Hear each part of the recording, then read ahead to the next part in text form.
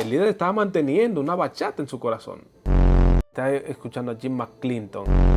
Hay dos recursos que podemos utilizar si queremos mantener la paz de Dios en nuestros corazones. Soy el pastor Michael François y en esta lección te voy a comentar cuáles son esos dos recursos y cómo nos pueden ayudar a mejorar nuestra vida espiritual y desarrollar nuestra sensibilidad espiritual. Vamos a tener una palabra de oración porque estamos en Biblia a Fondo, un programa que tiene el propósito de ayudarnos a crecer en fe e intelecto, donde oramos, estudiamos y ponemos en práctica la santa palabra de Dios. Padre, muchas gracias por tu misericordia. Permite que podamos continuar creciendo en gracia y en sabiduría. En el nombre de Jesús. Amén.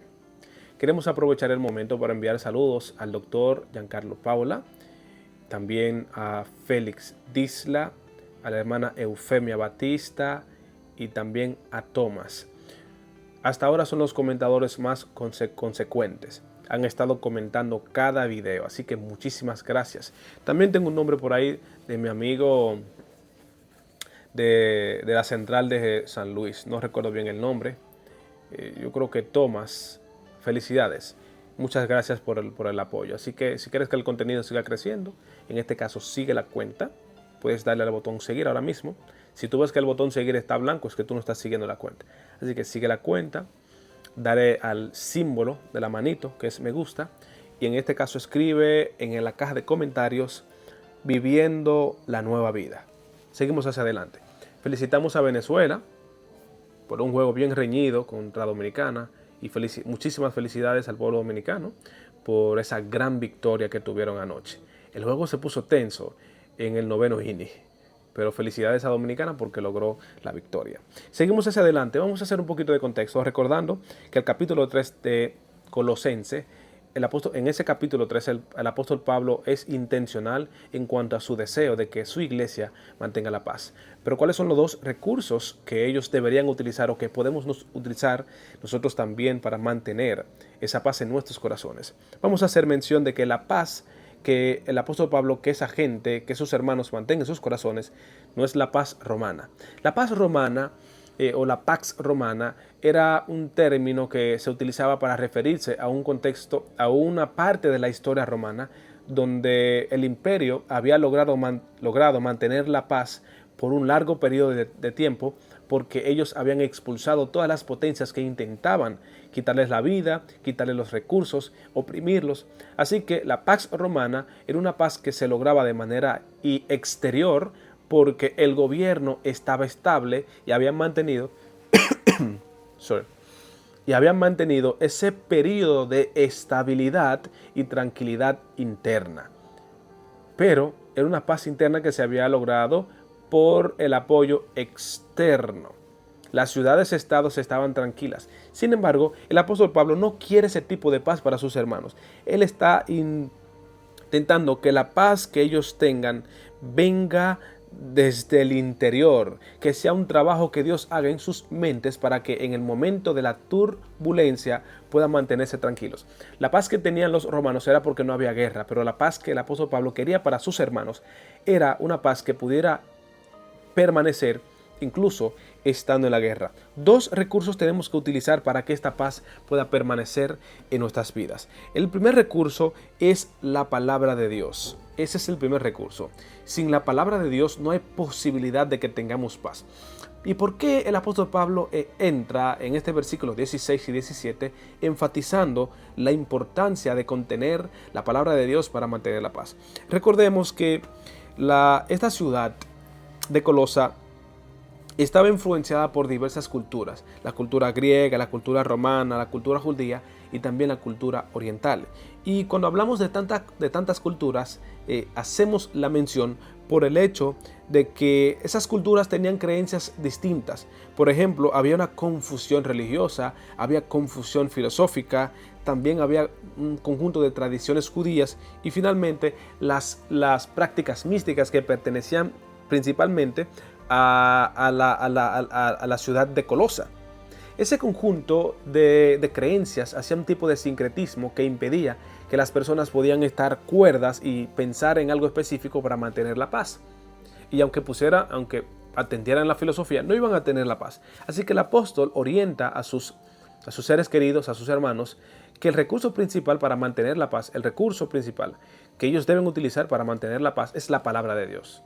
Es la palabra de Dios, porque la paz que ellos necesitan debe ser una paz que ellos tengan en la que ellos tengan la capacidad de estar frente al problema y estar tranquilos, porque ellos están llenos de la Biblia, están llenos de la historia, están llenos del conocimiento de las experiencias del pueblo pasado y saber cómo Dios actuó. La palabra de Dios dice en el capítulo 15 y verso 4 de la carta a los Romanos: estas cosas sucedieron para que ustedes tengan esperanza. Y la carta a los Corintios, en la primera carta, en el capítulo 6, también habla de que las cosas que se escribieron en el pasado es para nuestra enseñanza, para nuestro aprendizaje. Así que el apóstol Pablo quería que sus seres queridos estuvieran llenos de la palabra, llenos de la historia de Israel, para que ellos pudieran ver la manera en que Dios intervino de manera poderosa. Ellos podían recordar cuando el faraón se rebeló contra Dios y cómo Dios acabó con los primogénitos, cómo Dios introdujo en el mar a aquellos que no quisieron obedecer su palabra. Así que si llegaba un momento en que el pueblo gentil era atacado, deberían recordar que el Antiguo Testamento presenta evidencias de cuán poderoso es Dios, que Dios puede abrir el mar, Dios puede abrir el Jordán, y si es necesario, Dios puede parar el tiempo, porque Dios es todopoderoso. Eso es lo que usted y yo necesitamos entender. A veces no mantenemos la paz no porque la palabra de Dios no está disponible, no es porque Dios no tenga poder, no es porque Dios no esté presente, es porque nosotros no hemos traído la presencia de Dios a nuestras vidas a través de los sacrificios espirituales debidos. ¿Cuáles son esos sacrificios espirituales? Hablemos primero del estudio constante de la santa palabra de Dios. Y otro sacrificio espiritual que es mucho más importante, bueno, no mucho más importante, que es sumamente importante, que sirve como apoyo a la Biblia, es la idea de los cánticos espirituales.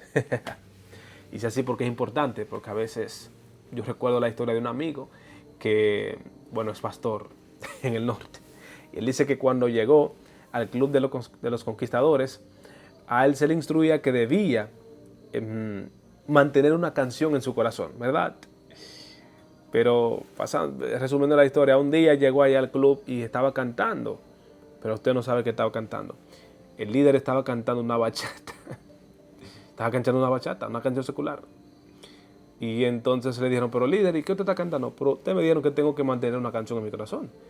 E inocentemente, el líder estaba manteniendo una bachata en su corazón. Qué problemático, ¿no? Dios no quiere que nosotros mantengamos bachatas en nuestros corazones. Y hay una razón importante por la que los hermanos debían utilizar los cánticos espirituales, los salmos y los signos. Primero, recordemos que estamos hablando de un pueblo del Nuevo Testamento y estas personas tenían que utilizar el contenido de la Biblia del Antiguo Testamento para entonces para hacer rememoración de los actos de Dios.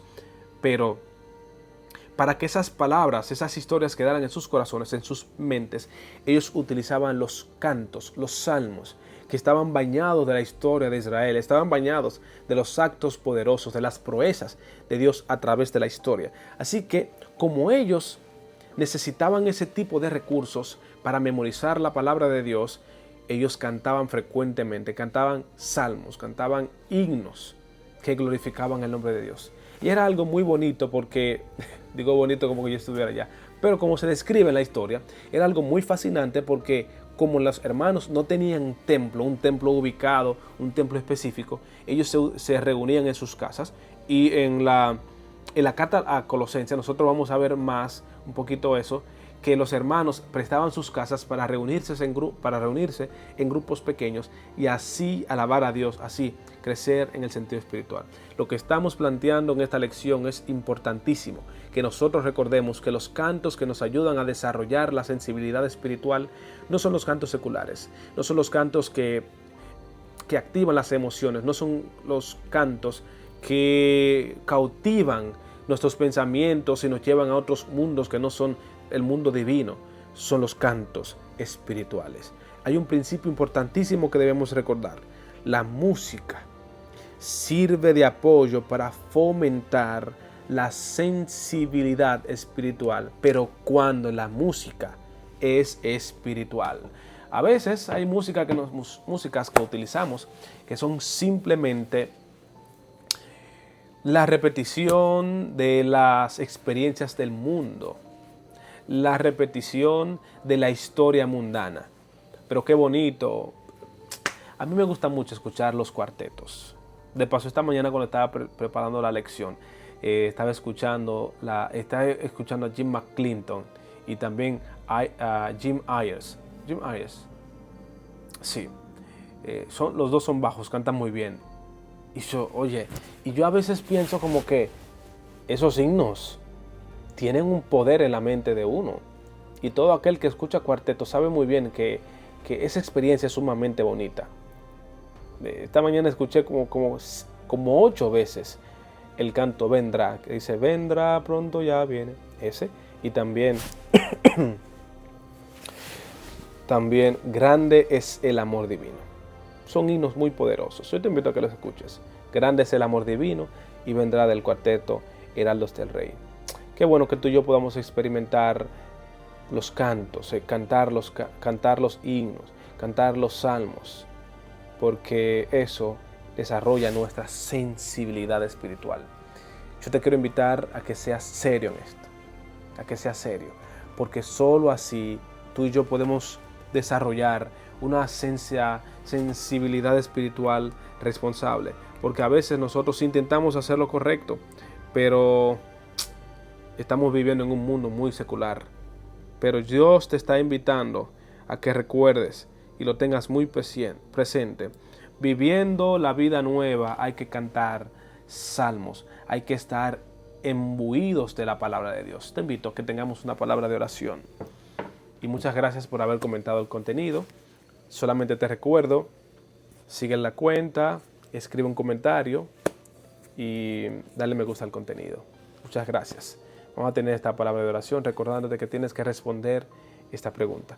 ¿Cuál es la pregunta que quiero que respondas? ¿Por qué los cantos seculares no nos elevan espiritualmente? ¿Por qué los cantos seculares no nos elevan espiritualmente? Padre, muchas gracias. Ponemos en tus manos nuestras vidas. En el nombre de Jesús. Amén.